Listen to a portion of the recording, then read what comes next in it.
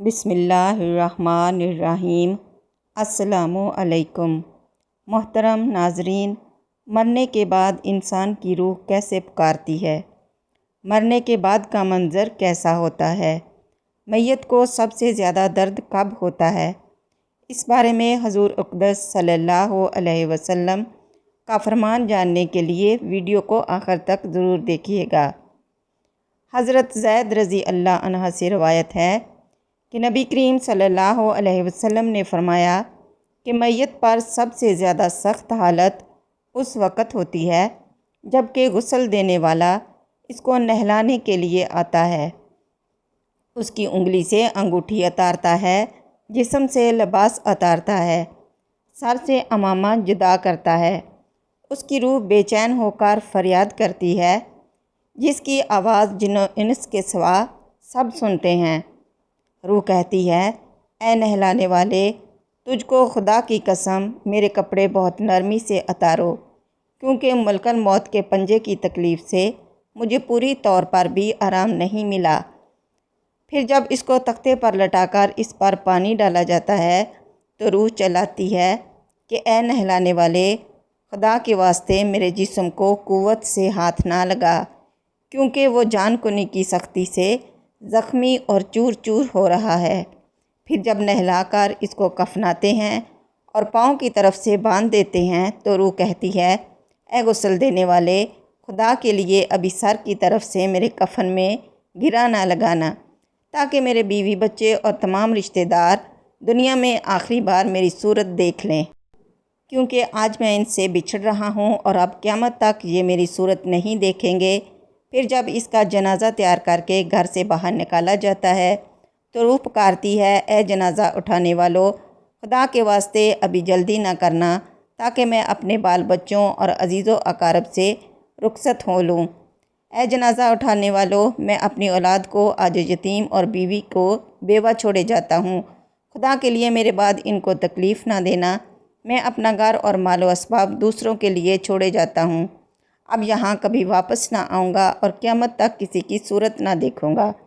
پھر جب جنازہ اٹھا کر لے جاتے ہیں تو میت کہتی ہے، اے میرے بھائیو، میں نے آج تک جو کچھ مال و اسباب جمع کیا تھا وہ سب صرف وارثوں کے لیے تھا، آج ان میں سے کوئی میرے گناہوں کا ذرا سا بوجھ بھی نہیں اٹھا سکتا، ہر چیز کا حساب مجھ سے لیا جائے گا۔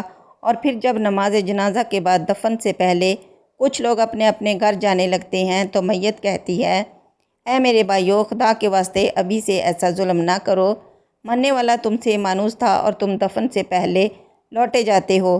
پھر جب اسے قبر میں اتارتے ہیں تو میت کہتی ہے، اے میرے وارثو، میں نے جو کچھ مال جمع کیا تھا وہ سب تمہارے لیے چھوڑا، خدا کے لیے تم مجھ کو دعائے خیر اور فاتحہ سے بھلا نہ دینا۔ بزرگوں کا قول ہے کہ آخرت کی منزلوں میں سے قبر پہلی منزل ہے، اگر اس منزل میں نجات پائی تو اس کے بعد کی منزلیں بہت آسان ہیں، اور اگر یہاں عذاب میں مبتلا ہوا تو آگے چل کر اس سے زیادہ سختی ہوگی۔ حدیث شریف میں ہے کہ مردہ قبر میں ایسا ہے جیسے کوئی شخص پانی میں ڈوب رہا ہو اور مدد کے لیے فریاد کرتا ہو۔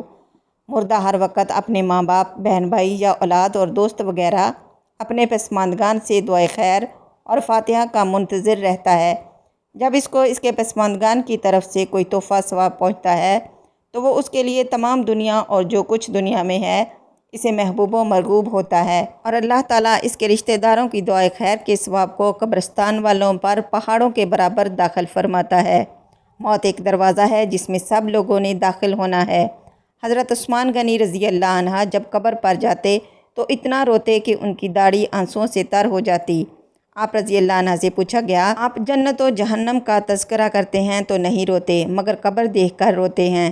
کہنے لگے، رسول اللہ صلی اللہ علیہ وسلم نے فرمایا کہ قبر آخرت کی پہلی منزل ہے، لہٰذا اگر مرنے والا اس سے نجات پائے تو بعد کے مناظر اس سے کہیں زیادہ آسان ہیں، اگر اس کی تکلیف سے نجات نہ پائے تو بعد کے مراحل اس سے بہت زیادہ سخت ہیں۔ اور پھر آپ رضی اللہ عنہ نے فرمایا کہ رسول اللہ صلی اللہ علیہ وسلم کا ارشاد ہے، میں نے کبھی کوئی منظر نہیں دیکھا مگر قبر اس سے زیادہ سخت ہے، کیا ہمارے لیے ان قبروں میں عبرت نہیں ہے؟ ناظرین، مالدار، فقیر، طاقتور اور کمزور، غرض یہ کہ تمام لوگ جب مر جاتے ہیں تو دنیا میں لوٹنے کی خواہش رکھتے ہیں، مال جمع کرنے اور محل بنانے کے لیے نہیں، بلکہ اس لیے کہ کاش ہمیں ایک نماز پڑھنے کی مہلت مل جائے، کاش ہمیں ایک دفعہ سبحان اللہ کہنے کی فرصت دی جائے، لیکن اب ناممکن ہے۔ اب اعمال نامے لپیٹ دیے گئے ہیں، روح جسم سے نکال لی گئی ہے، زندگی کی مہلت ختم ہے۔ اب ہر میت اپنے عمل کی محتاج ہو کر قبر میں پڑی ہے۔ ایک حاجت مند حضرت عثمان غنی رضی اللہ عنہ کے دروازے پر غروب آفتاب کے بعد آیا۔ ابھی اس نے دستک نہ دی تھی کہ حضرت عثمان غنی رضی اللہ عنہ کی آواز اس کے کانوں میں پڑی۔ وہ اپنی اہلیہ سے شکایت کر رہے تھے کہ چراغ کی بتی موٹی ہے، جو تیل زیادہ استعمال کرنے کا سبب بن رہی ہے۔ حاجت مند نے جو سنا تو وہ سوچتا ہی رہ گیا کہ وہ ایسے شخص سے حاجت پوری کرنے کی کیا توقع کرے جو تیل کے معمول سے زیادہ خرچ پر اپنی بیوی کی سرجنس کر رہا ہے۔ اس نے ارادہ کیا کہ حاجت بیان کر کے دیکھوں تو صحیح، شاید میری کچھ امداد ہی کر دیں۔ اس نے دستک دی۔ دستک سن کر حضرت عثمان غنی رضی اللہ عنہ باہر آئے۔ حاجت مند نے اپنی حاجت بیان کی اور لہجے میں زیادہ زور دیتے ہوئے کہا کہ ضرورت کچھ زیادہ ہی ہے۔ حضرت عثمان غنی رضی اللہ عنہ نے اس شخص کا ہاتھ تھاما، بستی سے باہر لے گئے۔ یہاں آپ کا سامان تجارت بڑی تعداد میں رکھا ہوا تھا۔ فرمایا یہ سب تیری نظر ہے، کیا اس سے تمہاری ضرورت پوری ہو جائے گی؟ وہ شخص حیران ہکا بکا دیکھتا رہ گیا۔ چنانچہ اس نے عرض کیا، حضرت یہ سب کچھ میری ضرورت سے زیادہ ہے۔ امیر المومنین نے فرمایا، مجھے خوشی ہے کہ یہ تمہاری ضرورت سے کم نہیں۔ اس شخص نے کہا، اے حضرت ایک بات بتائیے کہ چراغ کی بتی قدرے موٹی ہو جانے پر آپ اپنی زوجہ محترمہ کو سرزنش کر رہے تھے، حالانکہ چراغ اس قدر روشن رکھنے میں شاید صرف 1 درہم کا تیل استعمال نہ ہوتا، وہ تو آپ کو گوارا نہ ہوا، اور یہاں ہزاروں کا سامان مجھے بلا تحمل دے رہے ہیں۔ تب آپ نے فرمایا، بھائی چراغ میں تیل کا زیادہ اسراف ہے، اور زیادہ اسراف اللہ کو پسند نہیں، اور مجھے اللہ کے حضور اپنے اعمال کی فکر رہتی ہے۔